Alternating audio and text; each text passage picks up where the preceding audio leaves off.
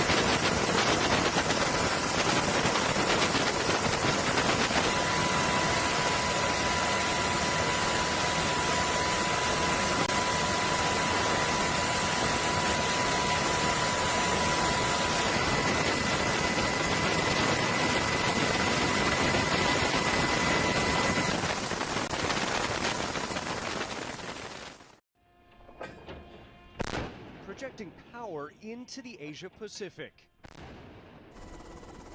The U.S. military deploying its newest war machines in this vast and prosperous region. The Navy and the Marines invited journalists to see the new F-35B Lightning II on board the USS Wasp.